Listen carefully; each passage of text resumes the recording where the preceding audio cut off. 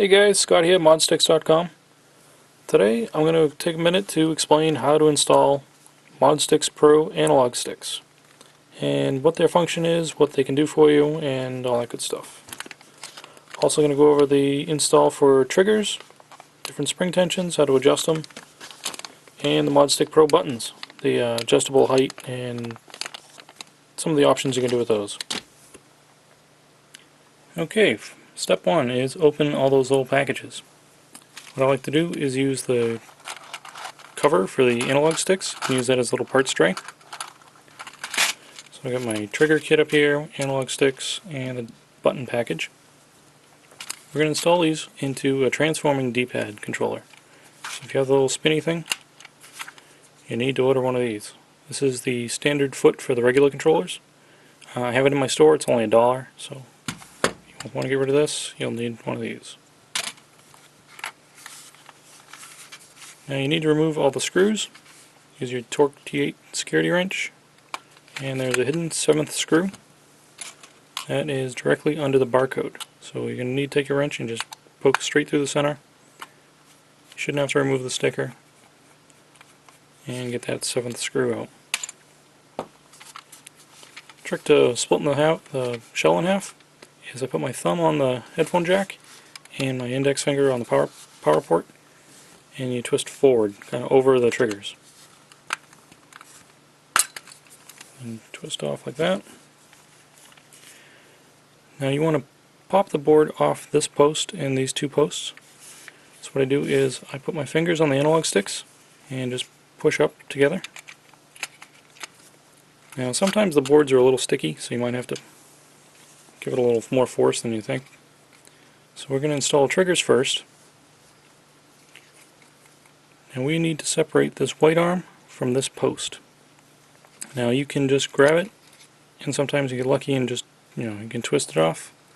What I like to do is use the wrench, just as a little lever.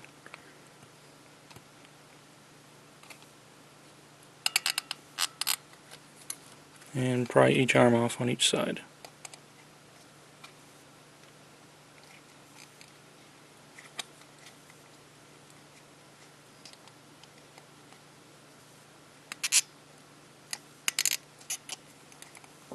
Okay, now there's two little wings that kind of grab that hold the trigger in place on this side and this side.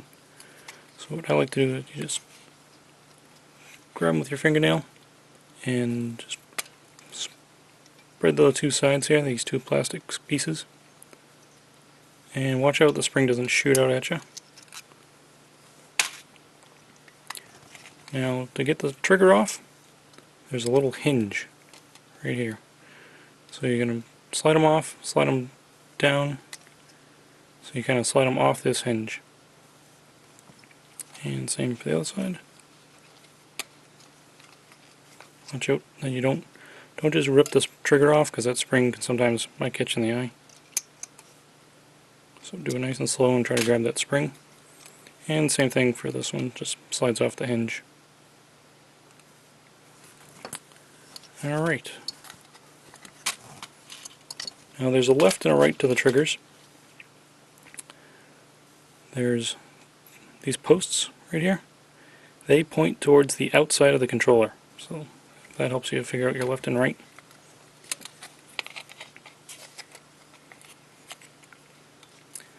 And the way I like to do it, I like to put on this side of the hinge first. Somehow it just seems a little easier to do it that way.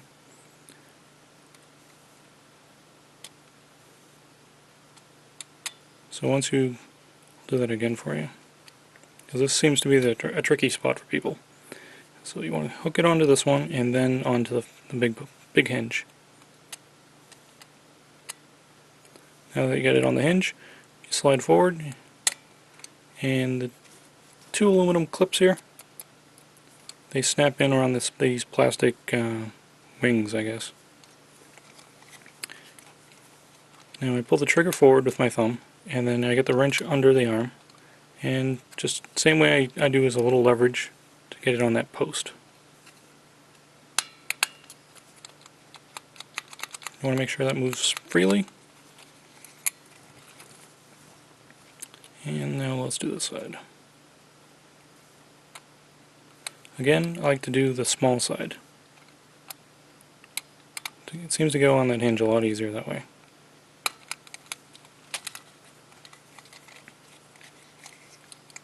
Again, I hold it with my thumb, and I get the wrench underneath the plastic arm and kind of lever it out.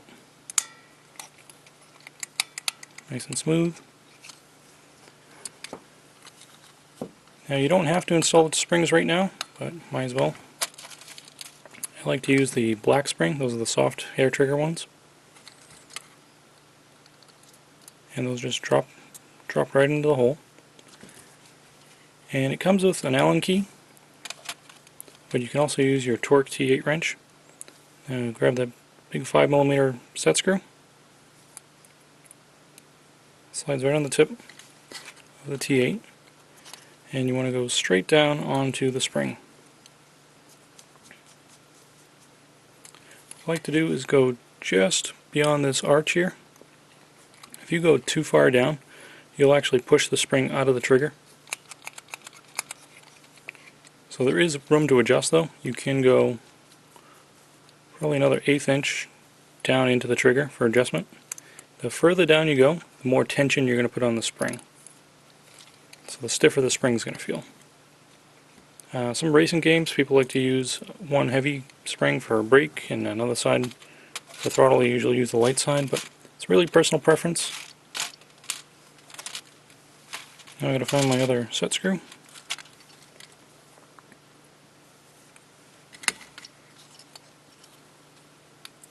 And try not to cross thread these. If it doesn't feel like it's going in right, don't force it. Eventually it'll line up just right and it'll go in nice and easy. And it's really straight down into the trigger. Okay, next. So that's, and again check them, make sure they move nice and smooth. You don't want to feel any notches or anything sticky there. Next, let's do analog sticks. So these are the stock sticks, they come straight up. And the Modsticks Pro sit on this post. So when you're moving your controller, that's what's doing the job around there.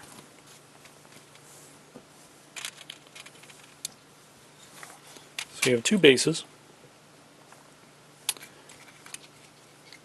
And I had a taper put on so that they are a little easier to slide on. The very first version were kind of tricky. You had to get it lined up just right. Once you get it on there, you need to press down pretty firmly. Sometimes I'll use the palm of my hand, because you want to seat the base down as far as you can so it doesn't hit the controller case. I've got some people saying, you know, it's rubbing on the controller case. Well, you got to push these down all the way.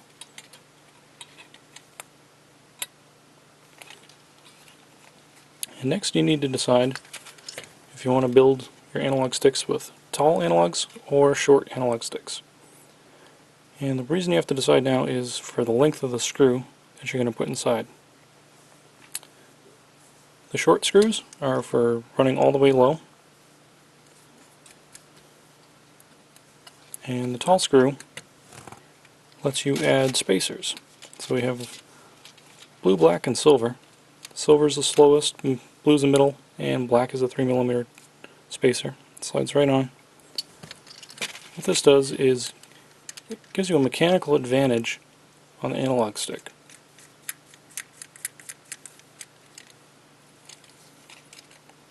So one is much taller. This also changes your curve length.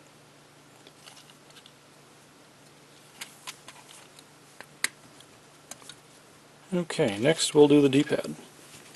So grab your shell and you can pull off your bumper. And these are silicone little covers for the buttons, and there's another one for the D-pad. The transforming D-pad's nice and simple. You just push it out.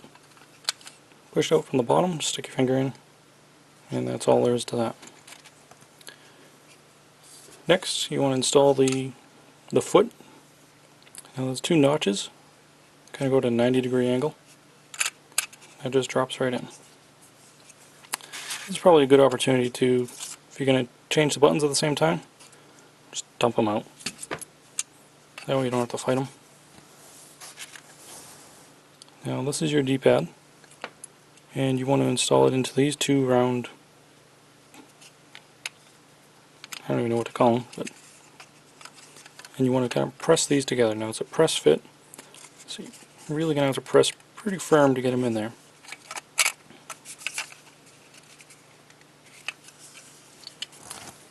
And the D-pad is drilled with machine screws. Now there's two small silver machine screws. They use the Phillips tip screwdriver.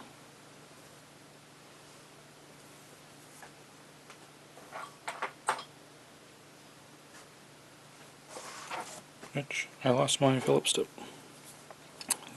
Now the Modsticks Pro kit comes with a Phillips tip, but you're going to have to swap it out in the wrench. You're going to have to loosen this set screw, pull this tip out and put the Phillips in.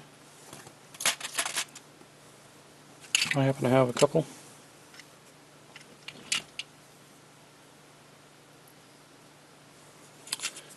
And there's two screw holes in the bottom of the D-pad foot, and just put those machine screws, silver machine screws, into the bottom of that and snug them up.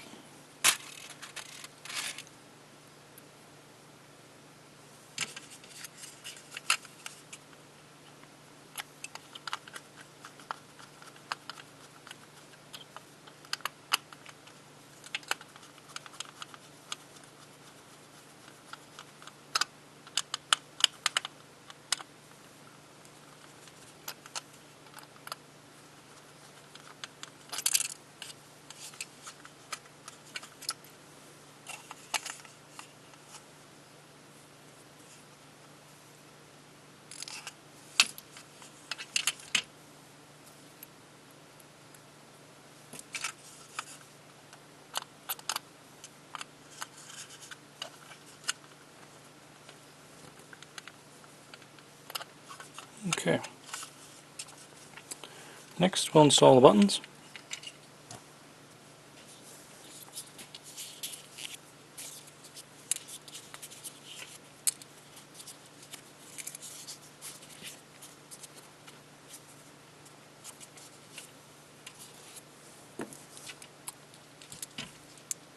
And the guide button, pretty self-explanatory. They're keyed, so it only goes in one direction. And just kind of twist them until they drop in.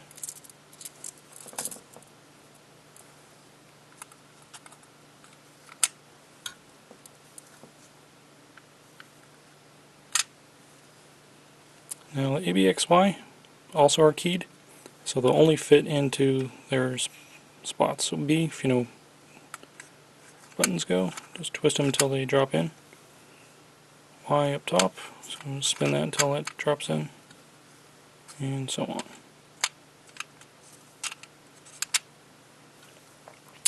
Now the buttons are a two-piece.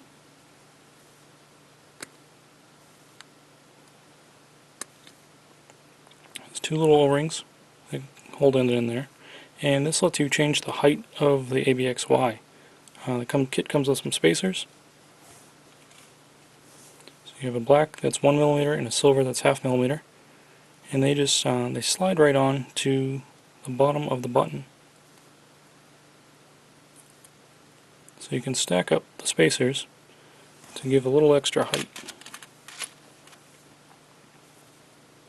Now this is going to take a little trial and error before you figure out what setup you like. Me personally, I like to add height to the X, Y, and B button.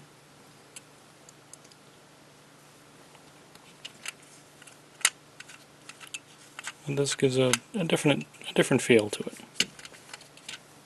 Oh, also there's a little different design to Modsticks Pro buttons and the stock buttons. The bottom of a stock button is kind of this flat open area, where the Modsticks Pro is a cupped design, which actually wraps right around the silicone contact.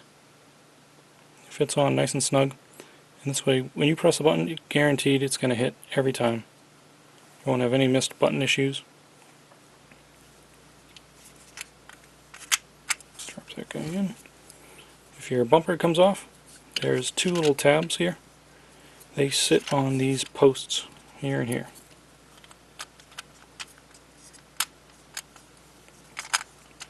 Okay, next put the silicone, make sure your buttons are seated. The silicone contact back on. Make sure they sit inside those buttons, sometimes they can get hung up. And the D-pad one, there's a little a little ring here that needs to hook onto this post here. So what I like to do is I get that on first and then try to get the rest of it seated. Okay. Now we can put our board back in.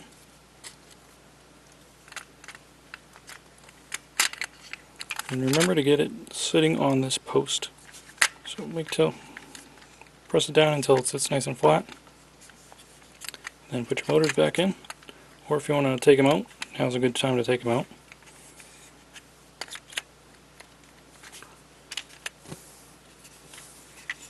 And trigger side first. So slide your triggers in, and then you have to get your springs to line up with these grooves.